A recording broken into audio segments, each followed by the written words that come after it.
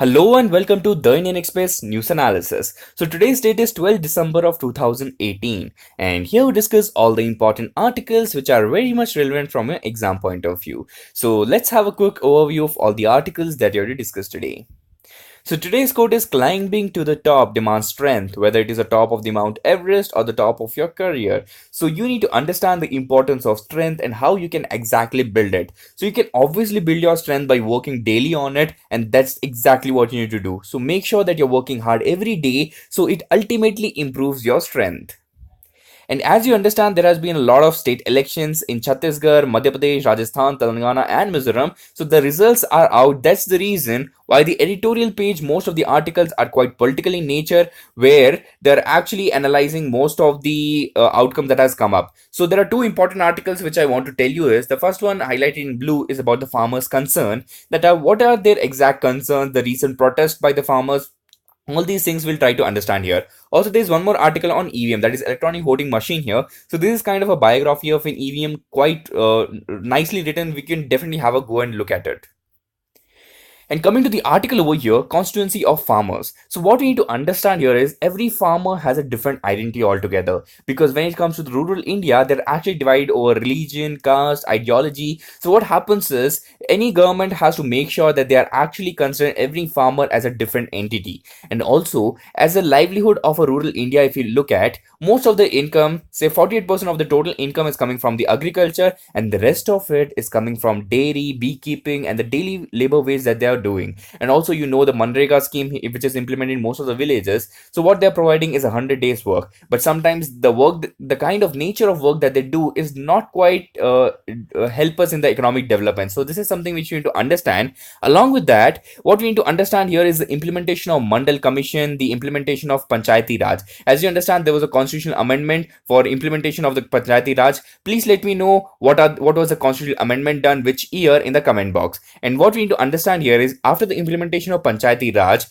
there has been a coherence between the state, the villages, and the center. In such cases, any scheme which is implemented by the center can go deep down to the village level, but there's still some problem. And this problem is because of the corruption which happens in the lower bureaucracy itself. So what we need to make sure is any scheme which is supposed to be implemented, take an example of Maharashtra here. There are a lot of irrigation schemes which are yet to be implemented, and which, because of which the beneficiaries are not getting benefit because of the bureaucracy is doing a lot of corruption. So we need to make sure all these activities becomes more and more transparent and the beneficiaries get the right amount of product. And what we need to understand extra here is the government has to provide them a minimum amount of support price which is very much fair. And what we need to understand more is the direct benefit transfer which has to happen, the subsidy provided to the farmers, and also the procurement policy, because you are growing a lot varieties of crops here. It can be even a cash crop or a basically normal crops, but what we need to make sure is it is procured by the government in the right amount, right prices. If it is not paid back in the right amount,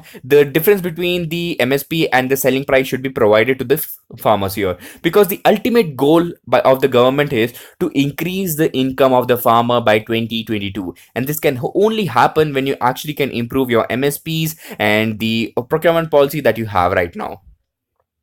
And the next article on the 16th page here on the world news is about the Brexit. As you understand, the Brexit happened, the referendum vote happened in 2016, and there were primary reasons for it. And the first reason was Britain was investing a lot in the European Union, but the return on investment was very less. There's a reason they felt that actually it's very much favorable if they pull out from the European Union.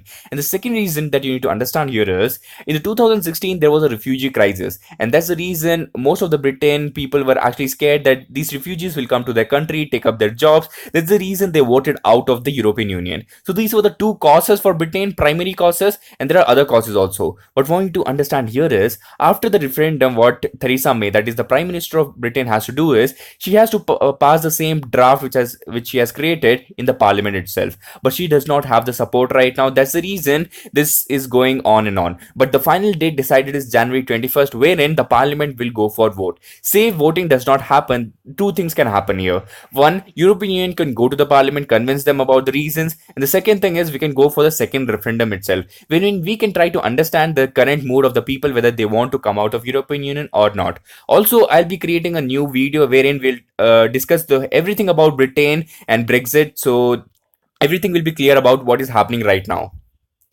And the next article is about Khaleda Zia. So she's basically a political person from Bangladesh, and right now she's in jail because of the corruption activity she did in 2009 to 11. And what we need to understand here is right now the prime minister in Bangladesh is Sheikh Hasina here. So she does not have an opposing party right now. So what has happened is Sheikh Hasina has started capturing most of the power. She is suppressing the media. So that's the reason why we need a very aware opposition. So that's the reason this particular article has come up here.